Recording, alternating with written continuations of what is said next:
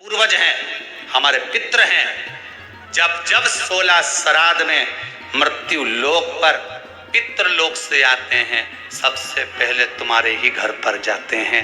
आस लगाकर, विश्वास लगाकर तुम्हारे ही दरवाजे पर जाकर कुछ मांगने का प्रयास करते हैं, कुछ पाने का प्रयास करते हैं तुम्हारे दरवाजे। ये फर्ज आपका है, ये फर्ज आपका है कि आप उनको दे रहे हो ना दे रहे हो। ब्राह्मण भोज तो कराना चाहिए, गौ माता को रोटी का दान तो देना चाहिए।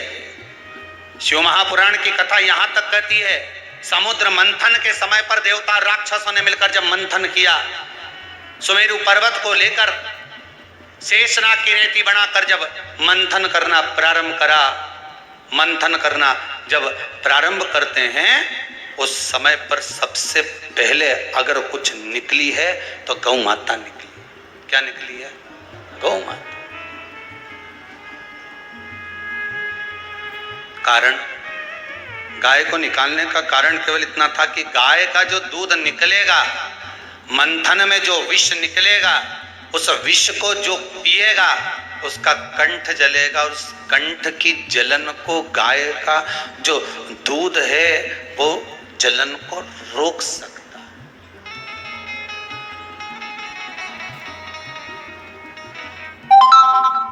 थोड़ा सा कच्चा दूध,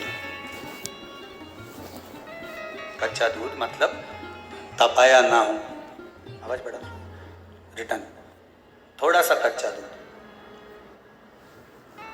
और अपन अमावस्या के दिन या पितृपक्ष में या ब्राह्मणों को या ब्राह्मण के बच्चे को अमावस्या के दिन दूध पिलाते हैं या दूध का गिलास देते हैं, तो वो पका हुआ नहीं रहता, वो पका हुआ नहीं रहता, वो कच्चा दूध है।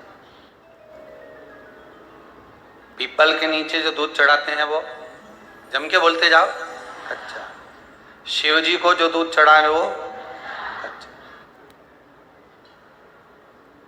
कहीं पूजन में अगर प्रयोग लिया जाए तो कच्चा। पका हुआ का वर्णन नहीं है कि पका हुआ दूध होना चाहिए, यहाँ तो कच्चे दूध का वर्णन है कि कच्चा दूध, वहां कच्चा दूध चढ़ाया जाता है। किस लिए? कारण क्या है?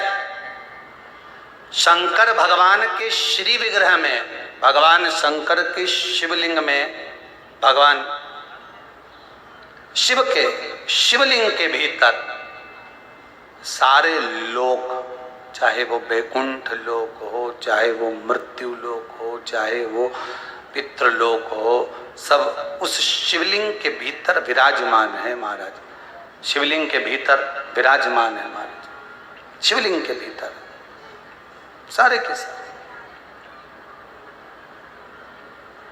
सारे लोग वहां पर विराजमान है। ठीक है, अब आपने जब कच्चा दूध शंकर जी पर समर्पित किया तो केवल शिव के लिए नहीं गया, वो कच्चा दूध जब आपने शंकर भगवान को चढ़ाया तो वो दूध सारे लोकों में होता होता हो पितृलोक में भी गया, और जो आपके पूर्वज थे उनका कल्याण कर दिया उस दूध ने, उस भाग ने।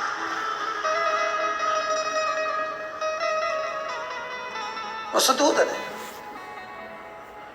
एक व्यक्ति अगर सत्संग में लग जाता है, एक व्यक्ति भगवान के कीर्तन में लग जाता है, एक व्यक्ति भगवत स्मरण में लग जाता है, तो ये पक्का है कि वो एक पीढ़ी नहीं, 7 पीढ़ी नहीं, ना जाने कितनी पीढ़ियों को तार देता है। अगर एक भी सत्संग में लग गया तो कई माताएं कह रही थी, गुरु जी वो आपने कद्दू का बोला। हमने कद्दू का नहीं बोला, कद्दू का तो भोजन आप बना सकते हो, भोजन करा सकते हो। वो कोमड़े का बोला, जिसकी नवरात्र में बलि चढ़ती है और जिसका वो पेड़ा आदि बनता है, उसका वर्णन। हमने कद्दू का मना नहीं करा। कद्दू का तो आप बढ़िया सब्जी मब्जी बनाओ ने, भगवान ब्राह्मण देवता के जिमाओं ने भंडारा करो, मना नहीं है। पर वो जो सफेद कलर का होता है नहीं, ऐसा लंबा सा नवरात्र में जिसकी बलि चढ़े न कोमड़ा, तो हमने उसका मना, उसका भोजन या उसका प्रसाद या उसकी कोई सामग्री श्राद्ध पक्ष में नहीं चढ़ा, श्राद्ध पक्ष में नहीं। अब जो वो बड़ा वाला हो ही नहीं, समझ गए? वो चपटा सा ऐसा जोरदार।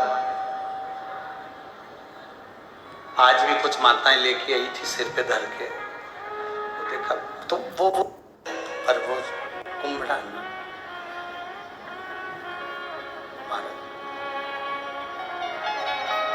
शिव को जो चढ़ाना है, सबसे सरल देव अगर कोई है तो वो महादेव है। सबसे सरल, जो मिल जाए शंकर जी को समर्पित कर दो, जो मिल जाए। जय महाकाल साथियों, महाकाल बाबा की कृपा से आप सभी स्वस्थ और मस्त होंगे, इसी कामना के साथ साथियों, अगर अभी तक आपने चैनल को सब्सक्राइब नहीं किया है तो जरूर कर दीजिए। इसी तरह से उपायों से संबंधित वीडियोस आपको अपने इस चैनल से प्राप्त होती रहेगी। गुरुदेव ने बताया है, श्राद्ध पक्ष के 16 दिन हमारे पितृ पृथ्वी लोक में रहते हैं और वह हमारे घर पर जरूर आते हैं। इसलिए जिस तिथि पर जिन देवता का, जिस पितर का हमारे यहाँ श्राद्ध है वह जरूर करना चाहिए। चाहे ब्राह्मण देवता को बुला करके भोजन करवा दीजिए या फिर कच्चा दूध, जी हाँ पका करके नहीं, कच्चा दूध की गिलास या कच्चा दूध किसी भी ब्राह्मण देवता को या उनके बच्चों को जरूर पिला देना चाहिए। पर अगर उनके निमित्त भोजन कराते हैं तो हमारे पितृ तृप्त रहते हैं, वह पृथ्वी लोक से भूखे नहीं जाते हैं। इसलिए श्राद्ध पक्ष में कुछ न कुछ जरूर करना चाहिए। गुरुदेव ने बताया है, कच्चा दूध श्राद्ध पक्ष में शिवलिंग पर रोजाना चढ़ाना चाहिए, पर दूध जो हो वह गौ माता का होना चाहिए। चाहे आप एक बूंद चढ़ाएं, पर गौ माता का दूध, कच्चा दूध शिवलिंग पर अर्पण करें, जिससे वह सभी लोकों में होता हुआ पितृलोक में चला जाता है। हमारे पितरों को वो प्राप्त होता है, पितृ प्रसन्न होते हैं। श्राद्ध पक्ष में तो पितृ पृथ्वी लोक में ही रहते हैं, शिवलिंग पर चढ़ाया हुआ दूध सीधा ही उन्हें प्राप्त होता है। तो जरूर श्राद्ध पक्ष में 16 दिन थोड़ा दूध चढ़ाएं, पर चढ़ाना जरूर चाहिए।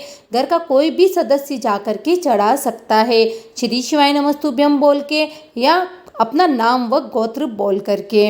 इसी तरह से श्राद्ध पक्ष में एक सब्जी है कुम्हड़ा, वह कभी भी नहीं बनानी चाहिए। खास तौर पर जब ब्राह्मण देवता को भोजन कराते हैं तब कुम्हड़ा नहीं बनाना चाहिए, नहीं तो उसका भाग पितृ नहीं लेते हैं, वह भोजन पितरों को प्राप्त नहीं होता है। कद्दू अलग होता है, कुम्हड़ा अलग होता है। कुम्हड़ा यानी कि एक सफ़ेद कलर का कद्दू के जैसा ही होता है, पर वह सफ़ेद कलर का होता है, जिससे आगरे के पेड़े बनाए जाते हैं, आप लोगों ने देखा भी होगा, तो वह है कुम्हड़ा। और कद्दू होता है जो ऊपर से पीला होता है और अंदर से भी वो पीला निकलता है, तो कद्दू की बना सकते हैं, पर कुम्हड़े की सब्जी भूलकर भी नहीं बनानी चाहिए। इसी तरह से अगर घर में संकट ज़्यादा है, रोग ज़्यादा है, तो कच्चे दूध में, जी हाँ कच्चे दूध में 5 काली मिर्ची डाल करके शिवलिंग पर अर्पण करने से रोग, कष्ट, द्वेष सभी खत्म हो जाते हैं। तो श्राद्ध पक्ष में कभी कभी ये भी करना चाहिए। चैनल को जरूर सब्सक्राइब कर दीजिए। महाकाल बाबा आपकी सारी कामना पूरी करें। मिलते हैं नए वीडियो के साथ, नए उपायों के साथ। श्राद्ध से संबंधित सभी वीडियोज़ आपको अपने इस चैनल से मिलती रहेगी, इसलिए वीडियो को शेयर भी जरूर करें।